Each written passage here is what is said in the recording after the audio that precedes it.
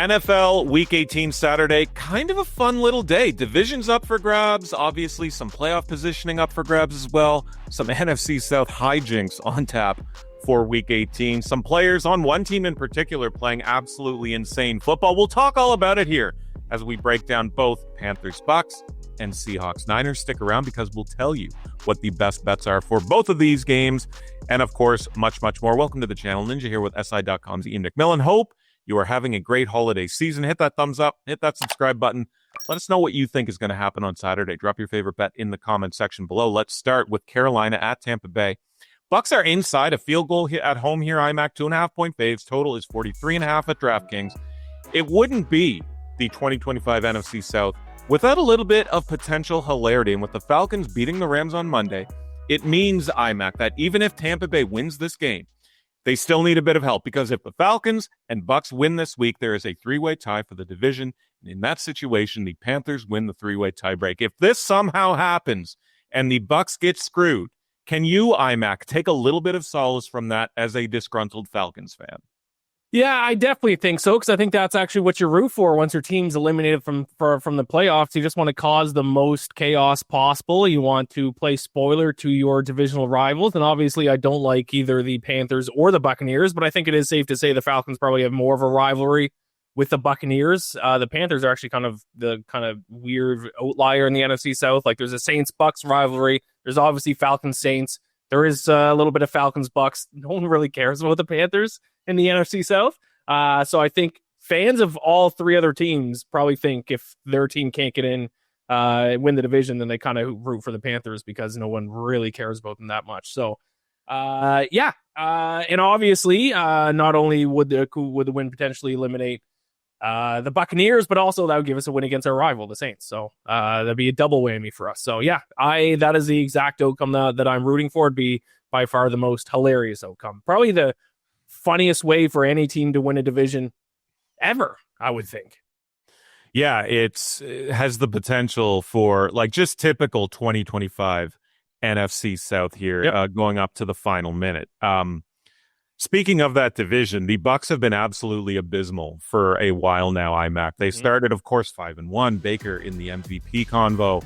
Those wins coming from dramatic final drives, but all of that a distant memory. They are 2-8 since then, with their wins coming against the lowly Saints and the even lowlier Cardinals. They are 1-7 in their last 8 games. They are a terrible spread bet at home, just 1-6 against the spread this season. They haven't covered a spread since, I don't know, like week 8 or something like that. Just everything going wrong with this team. Is there any reason to have any faith in Tampa Bay here in the final week? No, I don't think so. And I'm a little bit surprised they're set as 3-point favorites in this one because, yeah, like you mentioned, they've just not been a good football team. It's not like they've just had a couple of bad injuries or they've lost a couple close games because of bad luck. Like, they're, by most metrics, just a straight up bad football team. But the betting market still is treating them like they're at least a decent team, or they at least expect that the version of the Buccaneers that we saw in the first 6-7 weeks is going to come back. But I don't think it is. Yeah, if you look at some of their overall numbers here, 28th in the league right now in net yards per play, 24th in EPA since back in week 8. And it comes down to the play of Baker Mayfield, who I know he had that injury that he's still kind of battling through, but what quarterback isn't dealing with an injury at this point of the season, a nagging injury? And if you look at Baker Mayfield's numbers, if you go back to week 8, I think that was after their bye week, Baker Mayfield, bottom 5, bottom 3 in almost every single quarterback metric. If you look at EPA and completion percentage over expected, it's Baker Mayfield down there with Shadur Sanders and JJ McCarthy for the worst quarterbacks in the NFL. So I don't think you can blame all of that on injury, on a nagging injury. If it's that bad, he just shouldn't play. So yeah, I'm a little bit surprised. There's very little redeeming qualities for this Buccaneers team. So to see them set that magic number of 3 against the Panthers, a little bit surprising to me. Yeah, it's been quite a fall from grace, dominating the convo in the first quarter of the season. And then, like you mentioned, some of the company he's keeping in these quarterback stats, in these quarterback metrics, not among the elite, which we'll talk about in a moment here. But these two played recently, IMAC. The Panthers won a close one, not a great football game by any stretch, but Carolina got it done. Any learns maybe from that game, if you can think back to it, that we can leverage into this one, or is this slate completely wiped clean for these two? No, I think kind of what you learn is that the Buccaneers aren't that much better than the Panthers, which is once again why I'm a little bit surprised they're this big of favorites. Not only did the Panthers win that game, but they outgained them in yards per play, 5.1 yards per play to 4.9. Baker Mayfield struggled in that game, only threw for 145 yards. Like, the Panthers defense has actually been not great, but especially their secondary has been pretty solid this year, and it kind of shows, in this the first game against the Buccaneers, which they kind of got to Baker Mayfield and he threw for 145 yards. So no, I think there certainly is a lot to take away in that one. Not only did the Panthers win, but won by every single metric as well. It's not like they, had a negative success rate or anything like that. They had the positive success rate. They gained more yards per snap. Once again, this game I think is a lot closer than what the betting odds are indicating. And shop around, still a field goal at some spots, 2.5 here. I see at DraftKings. Like I said at the top, total 43.5. Tampa Bay minus 142 on the money line. Panthers coming back at plus 120. I think I know what your play is going to be here, IMAC, but what are you leaning? Yeah, keep the points. Give me the Panthers on the money line in this one. I just think the Panthers are the better team. No matter what metric you look at, the Panthers outrank the Buccaneers in almost every single spot. And, football is a lot about momentum. We've seen that year after year. You remember the Buccaneers actually kind of remind me of the Eagles from a few years ago. Maybe not as good as the Eagles were supposed to be that year. But remember the Eagles got off to like 11-1 start and then lost 6 of their last 7 games. And then I remember going into the playoffs, it was actually against the Buccaneers, ironically. Everyone was like, okay, like, this is obviously the playoffs. They're going to bounce back. And then they got steamrolled by the Buccaneers. Sometimes when a team loses it, they just lose it. And there's no coming back until you get back to regular season action the next year. So, no, I'm out on the Bucs. I have not seen anything from them the past month and a half that makes me think they're going to win this game in a must-win game against a Panthers team that's not good, but they're fine. They're better than the Buccaneers. So keep the points. I will take the Panthers on the money line. Plus 120. And like I said, shop around because you still might find a few more cents here and there across sports books. But folks, December is coming to a close, and you can spice up your NFL playoff betting opportunities with Prop Professor. And right now you can get Prop Professor for 50% off for the first month. You can get hundreds of plus EV bets every day. You get a real shot at finding long-term profit. You can sort through plays across the NFL, college football, the NHL, and plenty more leagues. There's a great arbitrage tool. There's a fantasy optimizer, easily the best bang for buck on the market compared to its competition. So you can use the promo code SHARK50 at checkout and get 50% off for that first month. All right, over to the NFC West. It is the Seahawks as 1.5-point road faves at the 49ers. The total right now, 49.5. I want to talk about, IMAC, how electric Brock Purdy has been the last few weeks. But before that, it's not all glass half full. It's not all sunshine and roses for Niners fans, because this defense, IMAC, is a problem. Couldn't get a stop against the Chicago Bears. Gave up 27 to Phillip Rivers. Gave up 24 at home to the Titans. Is there any reason to have any confidence, any faith in the San Francisco 49ers defense? No, I don't think so. I think the 49ers, if they want to go in a deep run in the playoffs here, if they want to win this game, they're going to have to kind of do what they did on Sunday night, and they might just have to score almost every time they touch the ball. Because, your eyes aren't deceiving you. 26th in opponent EPA per play, 30th, third last in opponent success rate, 24th in opponent yards per play. It's not good. I know they've kind of had some injuries on the defensive side of the football, but still, you got to be able to scrounge up a little bit of better play than what we've seen from them. So, no, unless they're all of a sudden going to get a lot healthier or completely change their defensive scheme, no.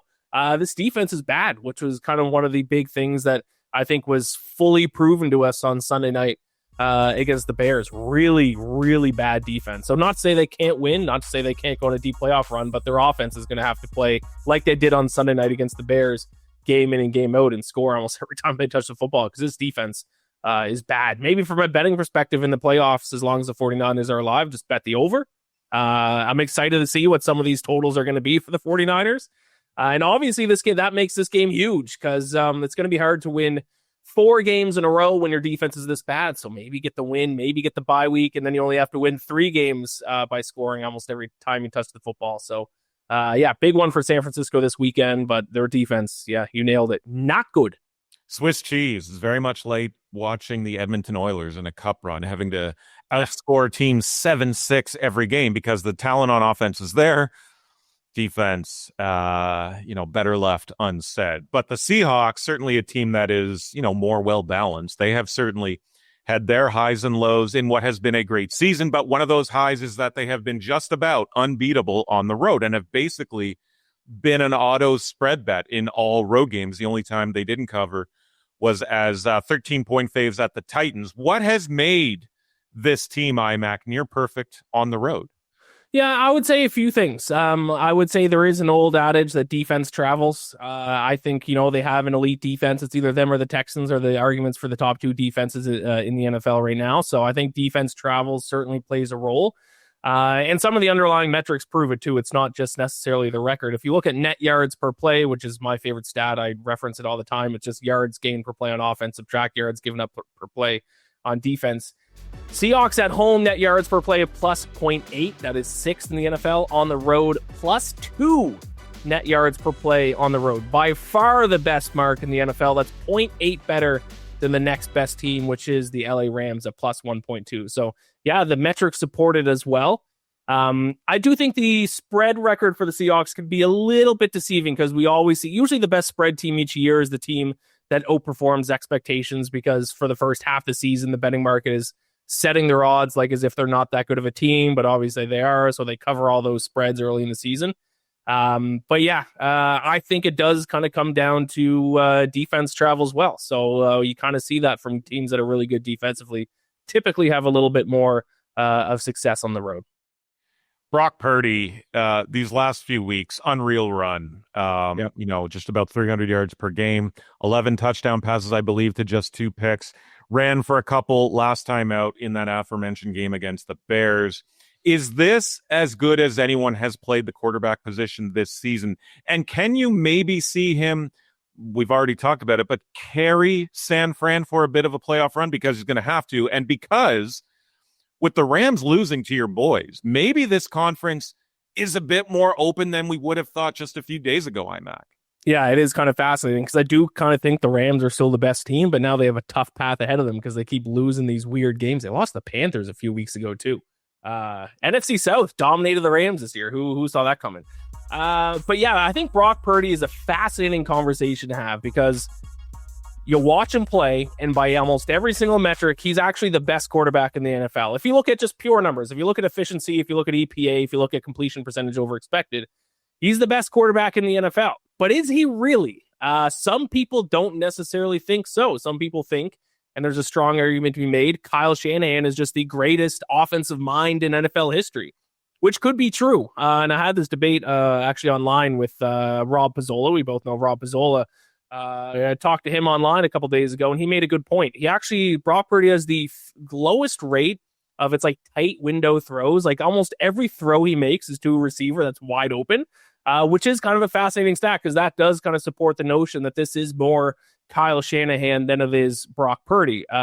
With that being said, I don't think just anyone could have the level of success that Brock Purdy has had because, we saw Mac Jones in this offense. He was good, but he wasn't doing anything, especially when it comes to the improv that Brock Purdy can pull off when plays don't necessarily go his way from the start. So I do think he does have that extra level that Mac Jones doesn't have, that Jimmy Garoppolo didn't have back when he had this offense. But it's so hard to measure or to say whether or not he has played the best quarterback play of any quarterback in the NFL because there's just so many other factors, the primary factor being the offensive scheme that he's playing in. You can't deny that stat about tight window throws. He just doesn't throw in tight windows. Just every guy he throws to is wide open. So, but then again, hitting those wide open guys is one thing, and finding those wide open guys is another aspect of it. But I am higher on Brock Purdy than most people, though. I think he's a top 5 quarterback.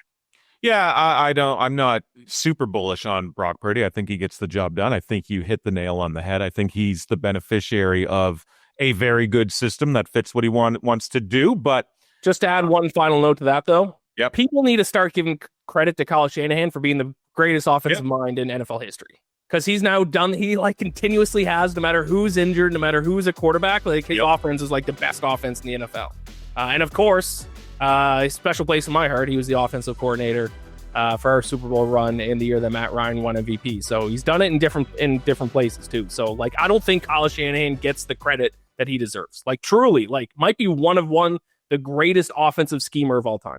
And maybe this is his crowning achievement as a head coach, given all the injuries that we've seen up and down this roster, and the Niners are here playing. If the Niners go on and win the Super Bowl, it's probably the greatest season ever by a coach. Unbelievable. So let's get into it here, IMAC. Like we mentioned, the Niners 1.5-point home underdogs here.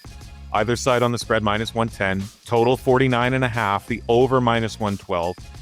The Seahawks -122 on the money line. The Niners coming back at +102. Lots of offensive firepower here on both teams. Probably will be the antithesis to the football game we see beforehand in the NFC South. What are you betting? I just did a lot of praising the 49ers, but I'm going to take the Seahawks in this one. I'll take the Seahawks to win and cover. I do think the Seahawks are the worst stylistic matchup possible in the NFC for the 49ers because, I mean, we have a bottom 5 defense against probably the best defense. So like we said, and I think we both agree, for the 49ers to win these games against elite teams, they probably have to score almost every time they touch the football. Can they score every time they touch the football against the Seahawks defense? I don't think so. And I think that's going to end up being the difference maker. So, it's hard. I will say with the Seahawks, though, their defense has their offense has regressed in the second half of the season. Their offensive numbers were like top 5 for a long time. They're now to around 9th, 10th, 11th in a lot of areas. But still, at the end of the day, a top 10 offense is going to be able to torch this 49ers defense. And that paired with the Seahawks defense, at least shutting down the 49ers offense half their drives, keep them to, like, if they keep the 49ers offense to 24 points, like, I don't think the 49ers win this game. So, I'm going to take the Seahawks in this one. Worst matchup possible, I think, in terms of opponents for the 49ers moving forward.